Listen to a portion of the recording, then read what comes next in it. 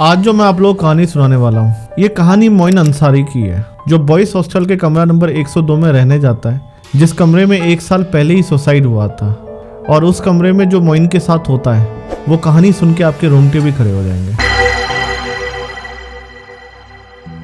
तो एक बार मोइन अंसारी छत्तीसगढ़ के ईस्ट वेस्ट इंजीनियरिंग कॉलेज के बॉयज हॉस्टल में कमरा नंबर 102 में रहने जाता है। मोइन अंसारी छत्तीसगढ़ के एक छोटे से गांव का रहने वाला निवासी था, जिसने अपने 12th में बहुत अच्छे स्कोर्स लाने की वजह से उसे ईस्ट वेस्ट इंजीनियरिंग कॉलेज में स्कॉलरशिप मिला था और उसने मैकेनिकल का ब्रांच सेलेक्ट किया। तो उसका जो डेट ऑफ ज्वाइनिंग था कॉलेज का, वो था 3 जून 2012 और मोइन ने किया भी ऐसा, उसने उसी डेट को वो कॉलेज ज्वाइन किया। तो जब उसका वो पहला दिन था कॉलेज में, तब वो जाकर अपना हॉस्टल अलॉटमेंट के लिए एडमिन सेक्शन में गया। तो वहाँ का जो एडमिनिस्ट्रेशन स्टाफ था, उसने मोइन को कमरा नंबर 102 अलॉट किया। ये कमरा नंबर 102 वही था जिसके बारे में कॉलेज के स्टाफ या जो पुराने स्टूडेंट्स थे वो बात करना भी नहीं पसंद करते थे, क्योंकि उसी कमरे में 1 साल पहले एक अजय जडेजा नाम के इंसान ने फांसी लगाकर सुसाइड कर दिया था अपने सीनियर्स के रैगिंग की वजह से। जिसके बाद लोग कहते हैं कि उस कमरे में किसी आदमी की रोने की आवाज हर रात को आती है। तो तकरीबन 1 साल से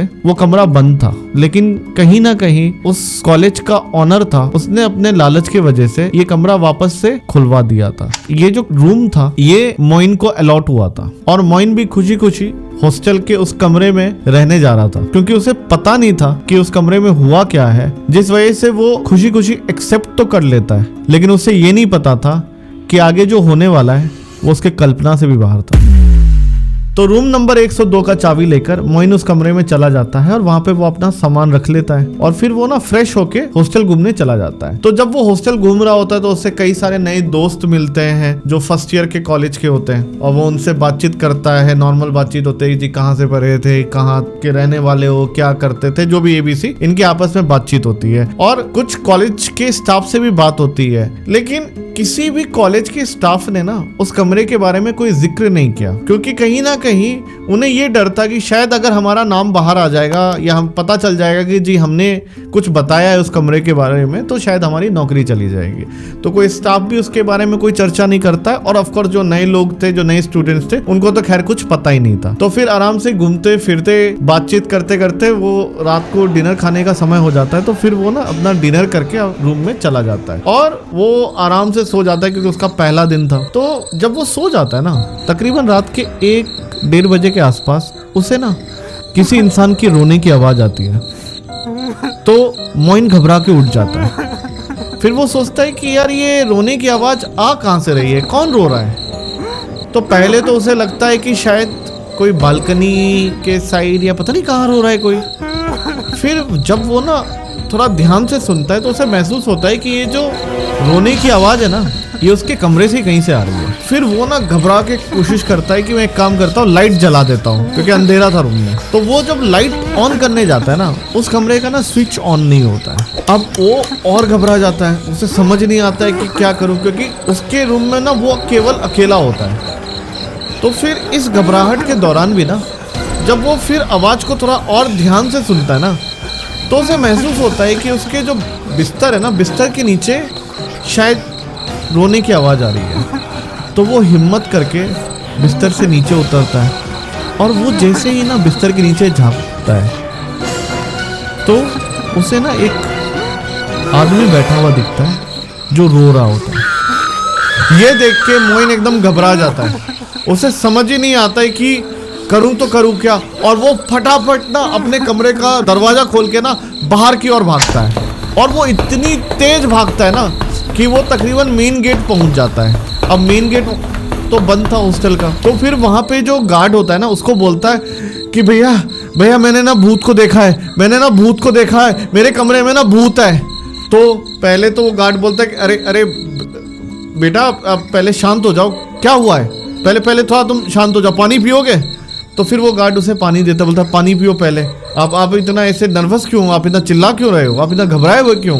तो वो बोलता है मेरे कमरे में ना भूत है। बोलता है भूत है, आपके कमरे में भूत के कौन से, आप कौन से कमरे में हो। तो वो बोलता है मैं कमरा नंबर 102 में हूँ। तो गार्ड इस सिचुएशन में भी ना उसको नहीं बताता है कि उस कमरे की हिस्ट्री क्या है। क्योंकि वो सोचता है कि कहीं मैंने इसको बता दिया और इसने कहीं किसी सीनियर स्टाफ को बता दिया तो मेरी भी नौकरी चली जाएगी। तो वो ना उसको कुछ नहीं बताता है। वो बोलता है ठीक है, अगर तुम्हें डर लग रहा है तुम एक काम करो, तुम यहीं पे मेरे बगल में सो जाओ, आराम से रात को सो जाओ, सुबह जाके वार्डन को ये बात बता देना, हो सकता है वो तुम्हारा कमरा बदल दे। लेकिन मोइन को ये नहीं पता था कि वो वार्डन भी उस ऑनर के साथ मिला हुआ है।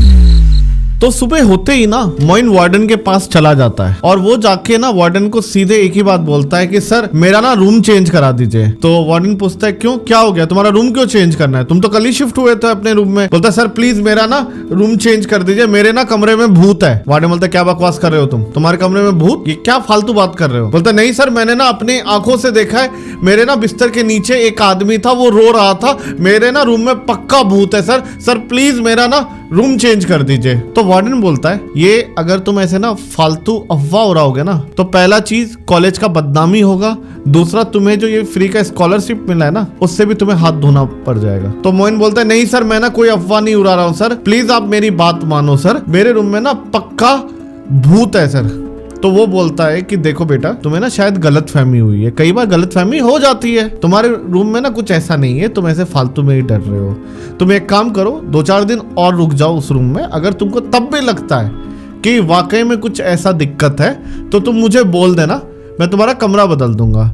और एक बात, तुम्हें ना शायद कमरा बदलने की जरूरत भी ना पड़े क्योंकि कल ही ना एक और स्टूडेंट आ रहे हैं तुम्हारे रूम में, तो तुम्हारा रूममेट आ जाएगा, तो फिर शायद तुम्हें ना डर नहीं लगेगा, तुम शायद अकेले रह रहे हो इसलिए तुमको डर लग रहा है, ऐसे कोई बात नहीं है। तो मोइन सोचता है एक सेकंड को कि चलो ठीक है एक दिन की तो बात है, वो वार्डन की बात मान जाता है। लेकिन कहीं ना उसके मन में ये डर तो था क्योंकि उसने रात को जो चीजें देखी थी वो तो उसके दिमाग से बाहर नहीं जा रहा था। तो वो सोचता है कि एक काम करता हूँ, सिर्फ आज रात की बात है, मैं ना किसी दोस्त यार से जो भी नए स्टूडेंट से वो कल मिला था उनमें से किसी को रिक्वेस्ट कर दूंगा कि वो उसके साथ वहां पे रुक जाए, ताकि ना वो कमरा नंबर 102 में उसको रहने की जरूरत ना पड़े और वो आज की रात है वो उनमें से किसी के रूम पे रुक जाएगा। लेकिन जब मोइन ना और नए स्टूडेंट से मिलता है जो उन लोगों से वो कल मिला हुआ था, एक तो पहली बात सेशन नया स्टार्ट ही हुआ था तो बहुत कम लोग ज्वाइन किए थे, बहुत कम लोग आए थे कॉलेज में, तो उनको वो रिक्वेस्ट करता है कि क्या मैं तुम्हारे कमरे में सो जाऊं, क्या मैं तुम्हारे कमरे में सो जाऊं, लेकिन ना कोई मानता नहीं है क्योंकि पुराने लोग तो थे नहीं और जो नए लोग थे उनका भी ज़्यादा जान पहचान तो हुआ नहीं था, तो वो ना मना कर देते हैं। कोई बोलता है कि जी मेरे तो एक ही बेड लगा हुआ है, कोई बोलता है कि जी नहीं हमारे तो दोनों बेड ऑक्यूपाइड है, कोई बोलता है कि यार मैं कंफर्टेबल नहीं हूँ, मतलब जो भी है कहीं ना कहीं सब के सब उसको ना मना कर देते हैं। तो मोइन सोचता है कि चलो यार मैं ना हिम्मत कर देता हूँ, एक काम करता हूँ ना आज रात में अपने कमरे में ही रुक जाता हूँ, बस आज की बात है। लेकिन मोइन को ये नहीं पता था कि आज की रात कितनी खतरनाक होने वाली है। तो फिर सारे स्टूडेंट से बात करने के बाद मोइन ना मार्केट चले जाता है अपने कुछ नोटबुक खरीदने के लिए, कुछ नए बुक्स खरीदने के लिए, और फिर वो अपना ना पूरा कॉलेज एक्सप्लोर करता है क्योंकि एक्चुअली में दिन के टाइम उसका पहला दिन था वो, जहाँ पे उसको समय मिला था कि वो अपने ना पूरे कॉलेज को देख सके। तो वो इधर से उधर घूमता है और उसे ना काफ़ी अच्छा फीलिंग आ रहा था क्योंकि इतना बड़ा कॉलेज था, इतना सुंदर कॉलेज था। और ये सब करते करते शाम हो जाती है तो मोइन काफी थक भी जाता है, तो फिर वो खाना खाकर ना अपने कमरे में सोने चले जाता है। हालांकि मोइन को डर तो बहुत लग रहा था, वो चाह तो नहीं रहा था कि वो इस कमरे में रुके, लेकिन अब उसके पास ऑप्शन भी क्या था। तो वो सोचता है कि एक काम करता हूँ मैं ना आज अपने कमरे का ना लाइट ऑन करके ही सो जाता हूँ। तो काफी देर तक तो वो जगा रहता है, लेकिन इतना वो थक गया था जिस वजह से उसकी ना आंख लग जाती है। और फिर तकरीबन उसी समय रात के तकरीबन 1-1:30 बजे के आसपास उसे ना फिर किसी की रोने की आवाज़ आती है और उसके कमरे में जो लाइट ऑन था ना वो ब्लिंक करने लग जाता है। अब मोइन एकदम डर चुका है, वो उसे समझ भी नहीं आ रहा है कि क्या करूं, वो कांपने लग जाता है। वो उसे ये तक नहीं समझ आ रहा था कि हो क्या रहा है। लाइट जो था वो भी ब्लिंक कर रहा है, रोने की आवाज़, पक्का कोई तो है, करूं क्या करूं, चिल्लाऊं नहीं चिल्लाऊं, उसे समझ नहीं आ रहा है करूं क्या। और जब वो ना थोड़ा सा ध्यान से आवाज की और ध्यान देता है ना तो उसे ना इस बार आवाज बिस्तर के नीचे से नहीं कहीं ऊपर से आ रही थी। तो जब वो आंख उठाकर देखता है ना तो उसके कमरे में एक लोहा का अलमीरा होता है, उस पर बैठा हुआ वही आदमी वापस से रो रहा होता है। अब मोइन को समझ नहीं आ रहा है कि क्या करूं।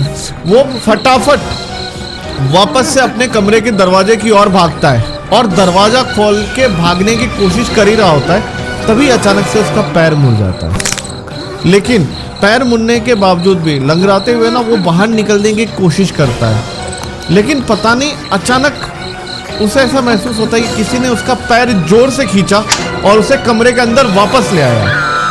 और ये सब जैसे ही हुआ ना, उस कमरे से रोने की आवाज बंद हो गई। लेकिन अभी तक ये कहानी का अंत नहीं था।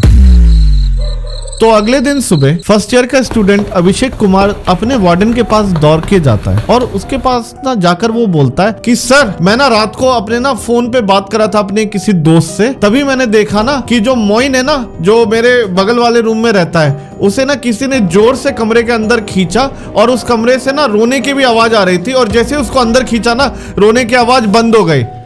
वार्डन बोलता है क्या बात कर रहे हो, रोने की आवाज आ रही थी, बंद हो गई, अंदर खींच लिया, तुम बोलना क्या चाह रहे हो? बोलता है सर, मैं ना अपना जो बालकनी है वहां पे घूम रहा था और फोन पे बात कर रहा था, तो मुझे ना किसी की रोने की आवाज आ रही थी। तब मैंने ध्यान दिया कि वो ना शायद मोइन के रूम से आ रही थी, और मोइन भी बहुत घबराया हुआ था। उसने जैसे दरवाजा खोला ना, उसके बाद पता नहीं क्या हुआ कि मोइन को किसी ने शायद अंदर खींच लिया और दरवाजा बंद हो गया। तो बोलता है तुमने ये बात मुझे पहले क्यों नहीं बताई? तो बोलता है सर, एक तो मैं इतना डर गया था ना रात को कि मुझे समझ नहीं आया मैं क्या करूं, और मेरे पास ना आपका नंबर भी नहीं था। तो वार्डन और अभिषेक जो है वो दौड़ते हुए उसके कमरे की ओर जाते हैं। पहले ना वो जो वार्डन है वो दरवाजा खूब जोर जोर से खटखटाता है, लेकिन ना कोई दरवाजा नहीं खोलता। तो वार्डन को कहीं ना कहीं हिस्ट्री तो पता ही थी, तो वार्डन ना बाकी जो हॉस्टल के स्टाफ से उनको आवाज देता है और वो लोग भी दौड़ते हुए आते हैं। फिर पहले तो वो लोग दरवाजा खटखटाते हैं, कोई खोलता नहीं है। फिर ये 3-4 लोग मिलके ना वो दरवाजे को तोड़ देते हैं, और जैसे ही वो दरवाजे को तोड़ते हैं ना, वो देखते हैं मोइन ने उसी तरीके से फांसी लगाकर सुसाइड कर ली जैसे 1 साल पहले अजय ने लगाई थी। अब वार्डन और हॉस्टल स्टाफ को समझ नहीं आता है कि ये हुआ क्या। 1 साल बाद भी अजय की आत्मा ने यही सेम चीज कर दी, लेकिन अब वो स्टाफ और वार्डन करे तो करे क्या, वो किसी को बोल तो सकते नहीं थे। और कहीं ना कहीं उसी मालिक के लालच की वजह से आज मोइन हमारे बीच नहीं रहा। हालांकि इस केस के बाद पुलिस ने काफी इन्वेस्टिगेशन करने की कोशिश की, लेकिन कहीं ना कहीं जो कॉलेज का ऑनर था उसने पैसे खिलाकर इस केस को सुसाइड बताकर केस को क्लोज कर दिया था। थैंक यू दोस्तों, आप लोग ने मुझे यहां तक सुना। अगले हफ्ते फिर मिलते हैं एक नई अनकही और अनसुनी कहानी के साथ।